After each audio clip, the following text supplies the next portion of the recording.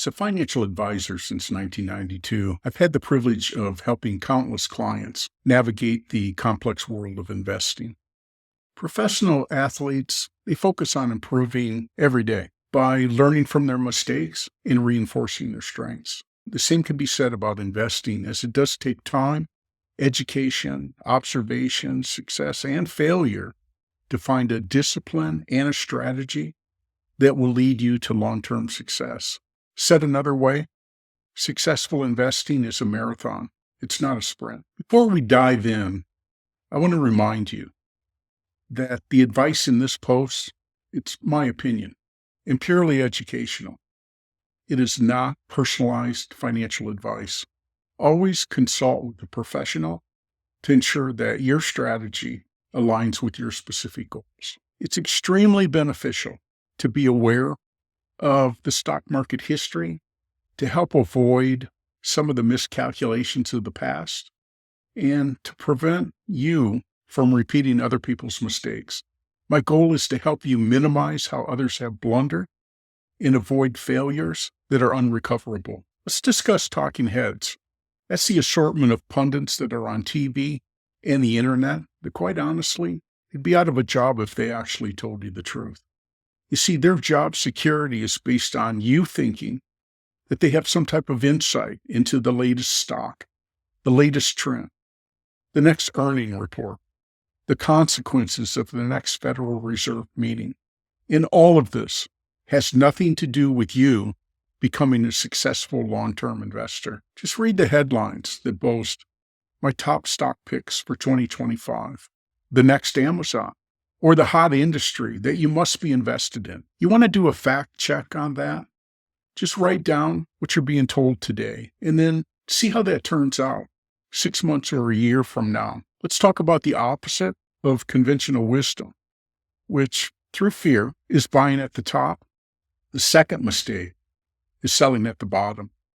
That's where you have a lot of emotion and fear going on. And you're thinking, I have to get out.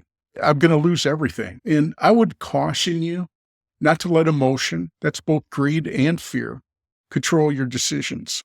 Anytime you think about selling a holding, it creates 3 subsequent decisions with critical implications. The first one is, at what point or price are you going to sell?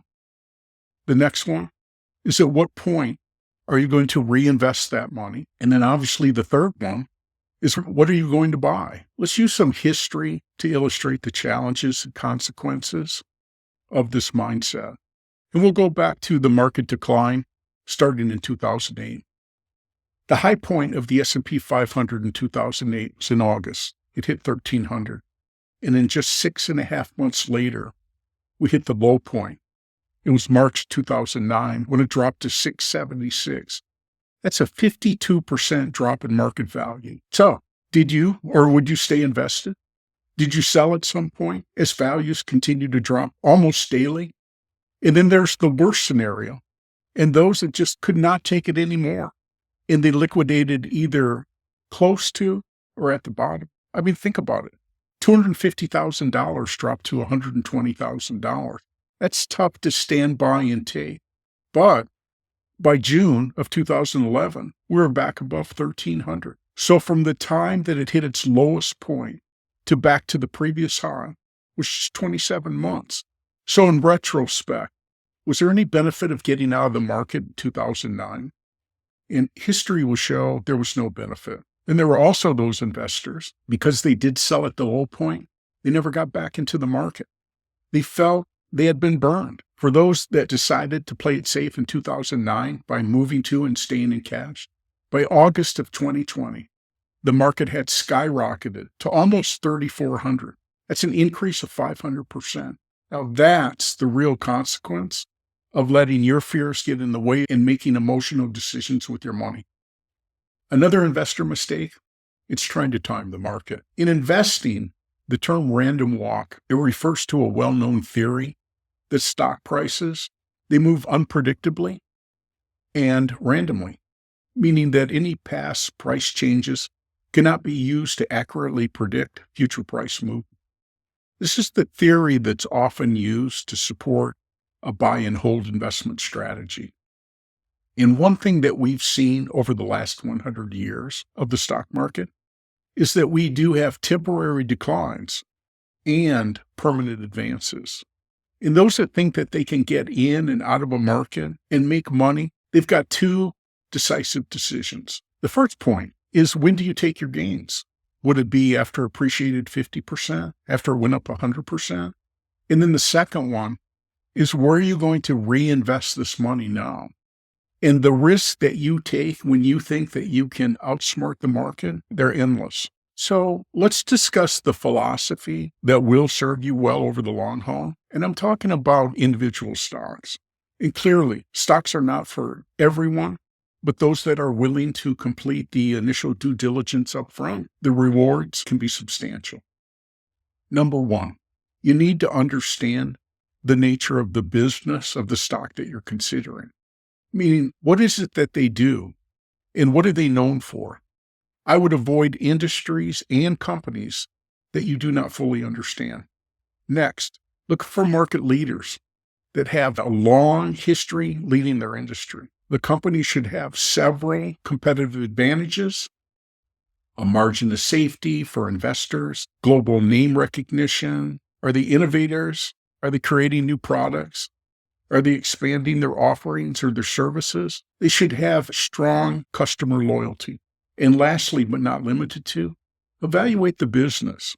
Look at the strengths. Do they have strong economics, solid balance sheet, high net profit, consistent growth? And I'm guessing that you could probably make a list of a dozen of these companies that fit that criteria within 1 minute. Do that immediately after watching this video. Now, once you've identified potential companies, you need to complete your own due diligence. Look at industries that are not cyclical. And it's okay to focus on specific industries that dominate, such as technology. I would limit your holdings, as it's not uncommon to focus on 10 holdings or less. Select companies that you feel you can potentially hold for decades. And obviously, things can always change. But this should be your mindset in the selection process. If in any given year, the value of a holding decreases, does that stock price change your attitude towards the company? Most likely it will not. Just ask yourself, do you believe that within the next 5 years it will not far exceed that current value? And so if the answer is yes, then invest more at an obvious discount. It's often buying on the dip. So let's put all this together to connect the dots. Commit to investing in the long term. Realize that advances and declines happen daily. The market has internal and external factors that affect the outcome and are out of your control. Most investor fortunes are made over decades. Do not overestimate your ability. Money that's easily made is often easily lost. Hold quality investments, earn downtimes, as mentioned above. Buy more and do not sell. Through the miracle of compounding, your portfolio doubles. Getting to $1 million may take 23 years, but getting to $2 million is only 7 years after, and $4 million 7 years after that, based on the S&P history. Warren Buffett said investors need to do very few things right as long as they avoid the big mistakes. And so the lesson learned is that greed will create big mistakes. Just don't be tempted. Gordon Gekko, it was wrong. I want to thank you for joining me today. Please like and subscribe for future insight and make it a prosperous day.